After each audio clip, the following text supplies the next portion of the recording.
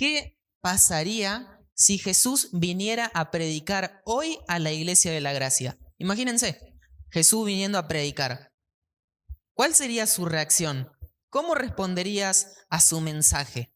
Bueno, Jesús ha venido a la Iglesia de la Gracia a través de su palabra. Y su palabra es para nosotros tan seguramente como lo fue para esta sinagoga en Galilea hace 2000 años. Para ponerlos en contexto, Jesús está de vuelta en su ciudad natal. Él está de vuelta en su sinagoga, de vuelta en su iglesia, podríamos decir, de vuelta en la asamblea en la que creció asistiendo todos los sábados, todas las semanas, y él tiene un mensaje para estas personas en aquella sinagoga. Él tiene un mensaje. Y aunque en un principio estos están asombrados y maravillados por su mensaje, el asombro puede ser algo bueno, ¿verdad? Pero recordemos que el plato favorito de la mayoría de los miembros de la iglesia durante el almuerzo después de la iglesia, ¿cuál es? Predicador asado, ¿verdad? Predicador asado. Y Lucas 4, predicador a la parrilla. Y Lucas 4 y sus pasajes paralelos nos dicen que esta receta tiene 2000 años. Así que le invito a leer el pasaje de Lucas 4, comenzando en el versículo 14, que dice lo siguiente. Y Jesús volvió en el poder del Espíritu a Galilea y se difundió su fama por toda la tierra de alrededor y enseñaba en las sinagogas de ellos y era glorificado por todos. Vino a Nazaret, donde se había criado, y en el día de reposo entró en la sinagoga conforme a su costumbre y se levantó a leer. Y se le dio el libro del profeta Isaías, y habiendo abierto el libro, halló el lugar donde estaba escrito: El Espíritu del Señor está sobre mí por cuanto me ha ungido para dar buenas nuevas a los pobres. Me ha enviado a sanar a los quebrantados de corazón, a pregonar libertad a los cautivos y vista a los ciegos, a poner en libertad a los oprimidos, a predicar el año agradable del Señor. Y enrollando el libro, lo dio al ministro y se sentó. Y los ojos de todos en la sinagoga estaban fijos en él. Y comenzó a decirles: Hoy se ha cumplido esta escritura delante de vosotros. Y todos daban buen testimonio de él y estaban maravillados de las palabras de gracia que salían de su boca y decían, note la pregunta, ¿no es este el hijo de José? Él les dijo, sin duda me diréis este refrán, médico, cúrate a ti mismo. De tantas cosas que hemos oído que se han hecho en Capernaum, haz también aquí en tu tierra. Y añadió, de cierto os digo que ningún profeta es acepto en su propia tierra. Y en verdad os digo que muchas viudas había en Israel en los días de Elías, cuando el cielo fue cerrado por 3 años y 6 meses, y hubo gran hambre en toda la tierra, pero a ninguna de ellas fue enviado Elías, sino a una mujer viuda de Sarepta de Sidón. Y muchos leprosos habían en Israel en el tiempo del profeta Eliseo, pero ninguno de ellos fue limpiado, sino Naamán el sirio. Al oír estas cosas, todos en la sinagoga se llenaron de ira, y levantándose le echaron fuera de la ciudad y le llevaron hasta la cumbre del monte sobre el cual estaba edificada la ciudad de ellos para despeñarle. Mas él pasó por en medio de ellos y se fue. Ahora que hemos leído el pasaje, ¿cómo hubieras esperado que ellos respondieran, sabiendo que estas personas conocían a Jesús? Si no habías leído este pasaje durante un tiempo, te sorprendió, como Lucas quería que hicieras, las respuestas de estas personas que habían crecido conociendo a Jesús, lo habían visto crecer, habían oído hablar sobre sus obras, prodigios y su proclamación. ¿Qué les dijo Jesús para hacerlos enojar tanto? ¿Cómo y por qué alguien en el mundo podría haber tratado a Jesús de esta manera? Creo que las palabras de Jesús a estas personas judías que van a la sinagoga en Galilea son palabras que también van dirigidas aún a nosotros hoy. Van dirigidas a personas que están preocupadas por verse religiosamente bien, aunque su vida dicen todo lo contrario. Y quiero sugerirles eso. quiero sugerirles precisamente eso. A Jesús poniendo el dedo en su llaga es lo que los hace enfurecer tanto a ellos. Y quiero llamar su atención a tres cosas que Jesús aclara en este pasaje: sobre sí mismo, sobre nuestro pecado y necesidad y sobre las buenas nuevas. Tres cosas que aclara el Señor Jesús en este pasaje. Lo primero que quiero que vean en este pasaje es lo que Jesús enseña acerca de sí mismo. O también podríamos decirlo de esta manera: lo que Jesús está enseñando acerca de quién es Él. Quiero que vean la autoidentificación de Jesús en este pasaje porque es monumental. Miren el versículo 17. Le entregan el rollo de Isaías y Jesús lo desenrolla y busca intencionalmente el lugar donde están escritas estas palabras: el Espíritu del Señor está sobre mí por cuanto me ha ungido para dar buenas nuevas a los pobres. Me ha enviado a sanar a los quebrantados de corazón, a pregonar libertad a los cautivos y vista a los ciegos, a poner en libertad a los oprimidos, a predicar el año agradable del Señor. Y enrolla el rollo, se lo devuelve al ministro y se sienta. Se puso de pie para la lectura de la palabra de Dios, una costumbre que tienen también en muchas iglesias hoy en día. Se pone de pie para la palabra del Señor, al igual que Esdras, y se sienta. Sin duda fue un momento dramático. Los ojos de todos en la sinagoga estaban fijos en Jesús, esperando a ver cuál era su mensaje. ¿Qué tenía él para decir? Este joven, este hombre de 30 y tantos años, se presenta en la sinagoga de su ciudad natal y lee este pasaje que tenía gran significado para estas personas, porque este pasaje hablaba del regreso del exilio. Y, sin embargo, había algo en cada corazón de cada judío que sabía que simplemente no estaba bien. Es decir, ¿qué no estaba bien? Bueno, los antiguos reinos de Judá e Israel no fueron reunidos, no había un rey de la línea real de David en el trono, y los politeístas paganos estaban a cargo del país. Romanos, gentiles, sucios e incircuncisos, estaban a cargo de su tierra, y cada persona judía estaba esperando el día en que todo esto se arreglaría. Entonces Jesús lee este rollo y es un pasaje que se trata sobre cómo se iba a arreglar toda esta cuestión. Y se sienta y todos los ojos de todas las personas están puestos sobre Jesús. ¿Y qué dice él? ¿Qué es lo que le dice Jesús? Hoy se ha cumplido esta escritura delante de vosotros. ¿Qué está diciendo Jesús? Y acá está la enseñanza para ellos acerca de sí mismo. Jesús está diciendo: gente, yo soy el hombre que Dios ha enviado para hacer esto y lo haré. Puedo liberar a los cautivos, puedo dar vista a los ciegos, puedo traer alivio a los oprimidos, puedo llevar ayuda a los pobres. Jesús está diciendo: yo soy el que Dios ha ungido, yo soy el ungido. Eso les está enseñando el Señor.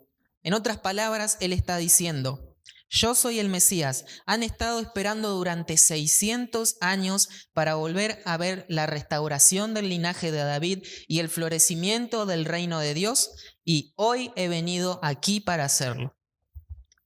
Hay una segunda cosa que quiero que vean en este pasaje, es lo que nos enseña sobre nuestro pecado y necesidad.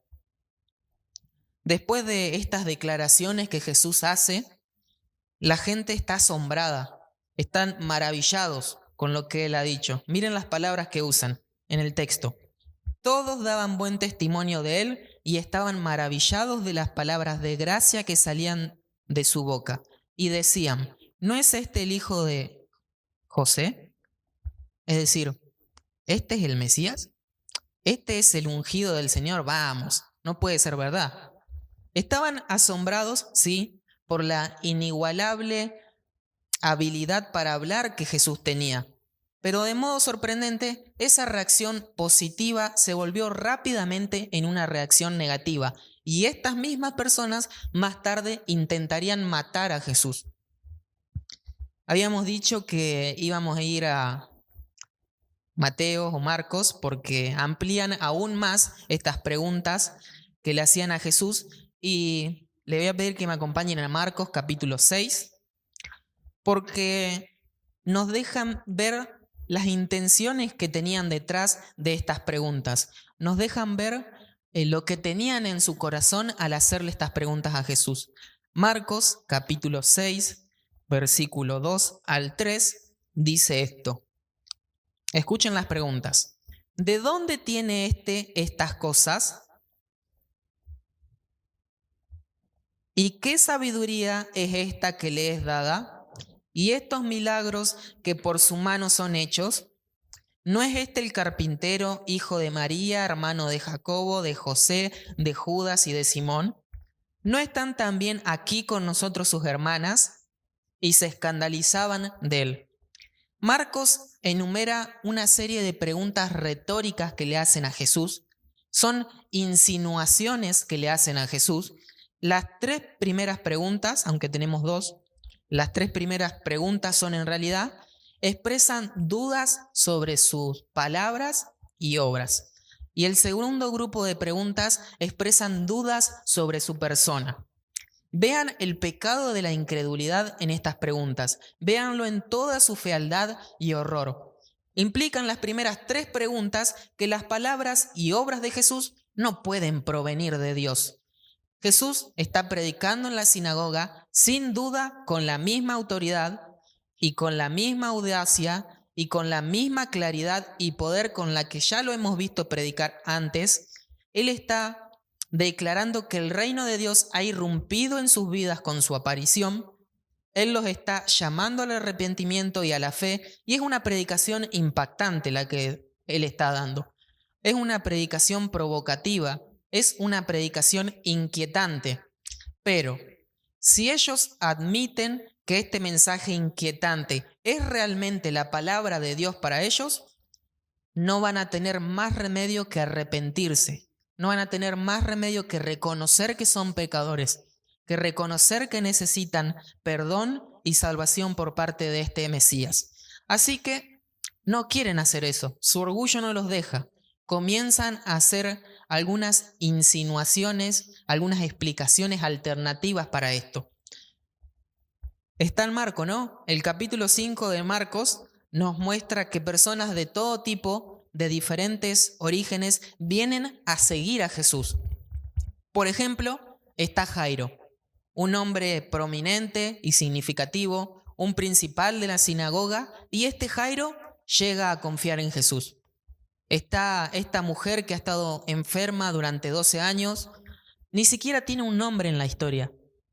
Se nombra a Jairo, pero ella no tiene un nombre en la historia. Aparentemente una mujer insignificante. No podrían estar tan separadas estas personas socialmente hablando, y ambos vienen a encontrar misericordia en Jesús. Ambos concluyen en que las palabras y obras de Jesús no admiten otra explicación posible que la de que Dios mismo se dirigía a ellos en Jesús de Nazaret. Pero no las multitudes que lo han visto crecer, no su ciudad natal, no las multitudes en la sinagoga de Nazaret. Simplemente no pueden enfrentarse a esa conclusión, por lo que dejan estas insinuaciones al aire. ¿Qué hacemos con las obras poderosas que escuchamos que él hizo? Bueno, los fariseos estuvieron diciendo que él hacía estas cosas por el poder del diablo. Miren lo que dicen, que Jesús estaba haciendo estas cosas por el poder del demonio. Pero no se detienen ahí. Siguen y aún más muestran su hostilidad hacia Jesús, insinuando escándalos sobre la persona de Jesús. ¿No es este el carpintero? Quiero decir, un trabajador de baja categoría. Lo que están diciendo, la intención de su pregunta es un trabajador de baja categoría. Sin duda, difícilmente material para Mesías. ¿Cómo va a ser una persona digna de seguir? Y dejan esta pregunta para el final. ¿No es este el hijo de María?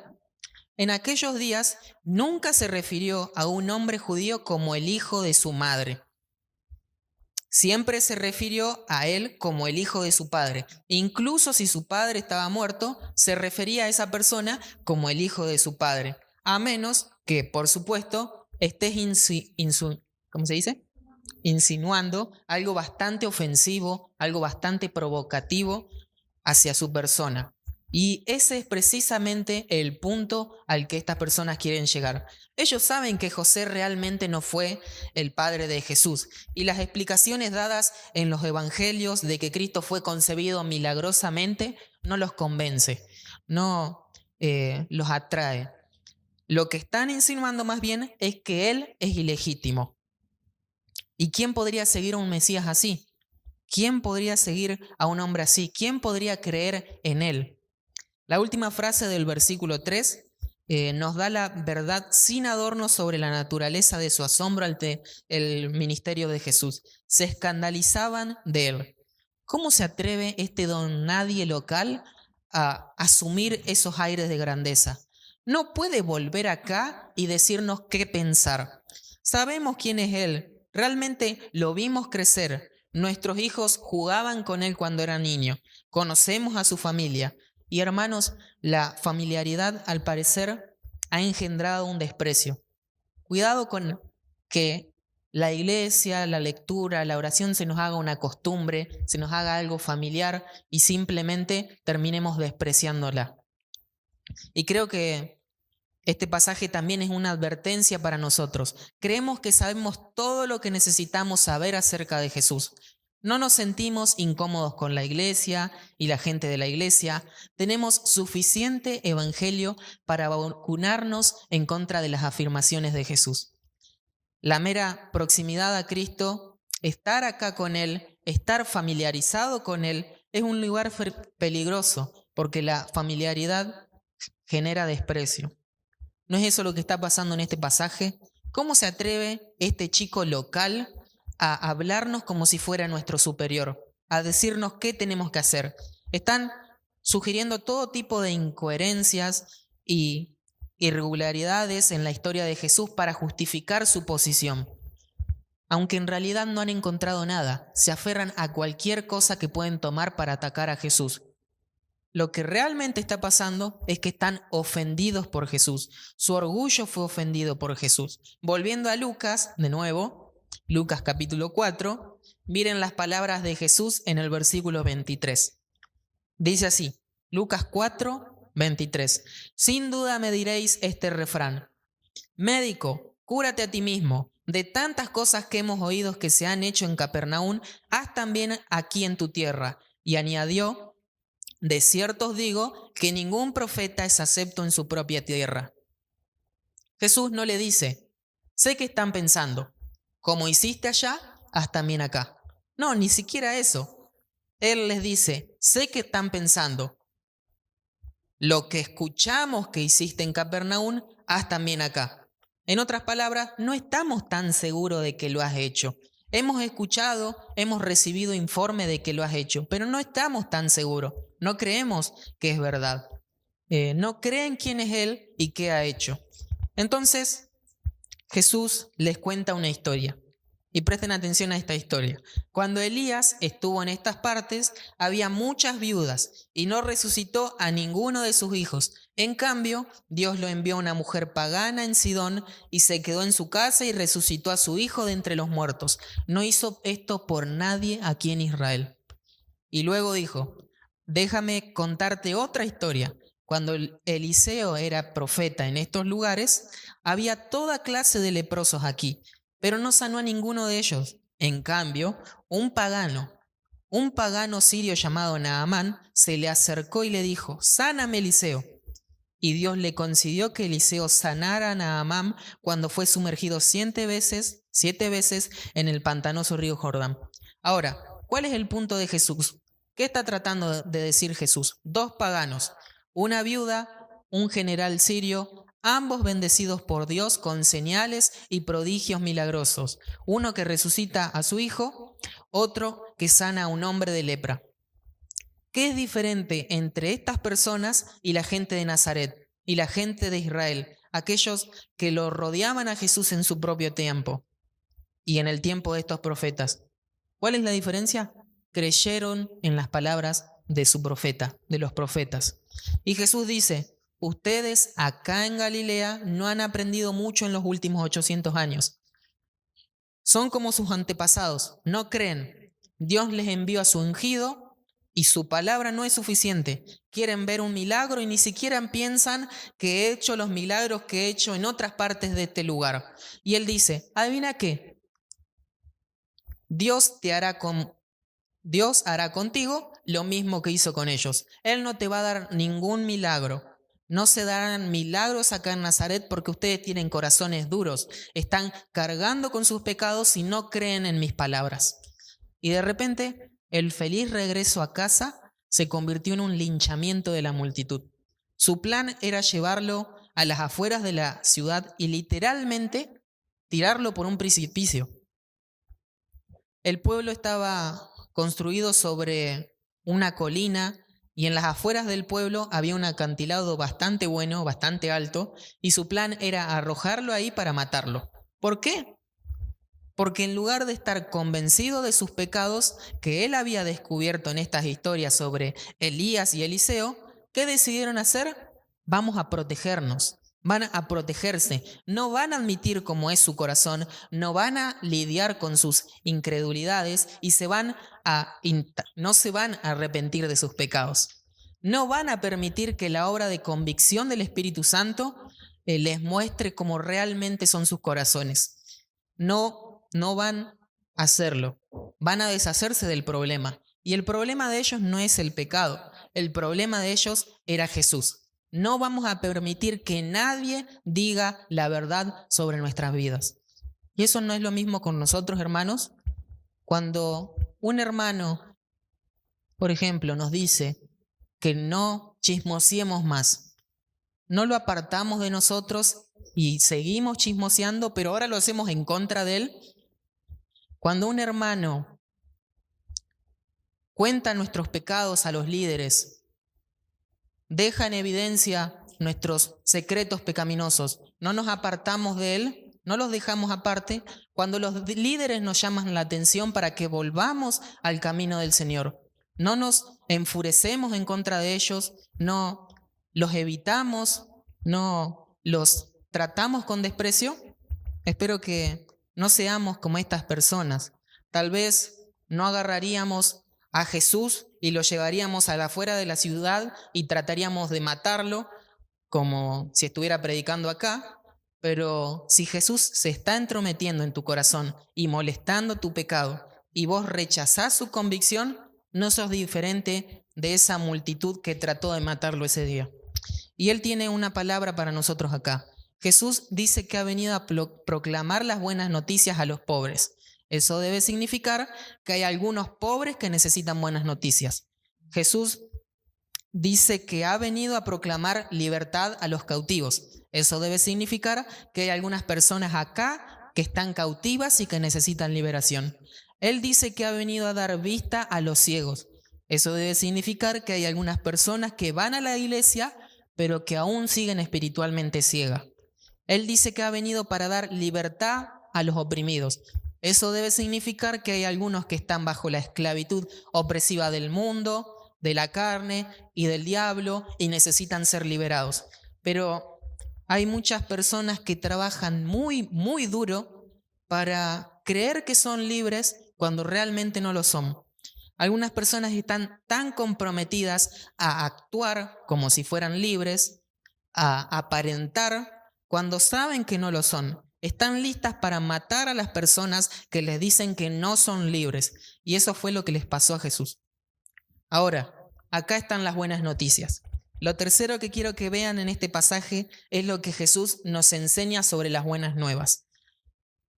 Jesús dijo que había venido como el ungido del Señor para proclamar las buenas noticias a las personas que son pecadores como estos, ciegos, pobres, oprimidos, cautivos y pecadores. Pero hasta que admitamos quiénes somos, hasta que admitamos nuestra necesidad, jugamos el juego de la negación, de cambiar la culpa. Jugamos al juego de, ¿y no estamos atormentados por esto? Jugamos al juego de las apariencias, de aparentar. Entonces perdemos la mano llena de gracia del Señor Jesucristo, extendiéndose con buenas nuevas para nosotros.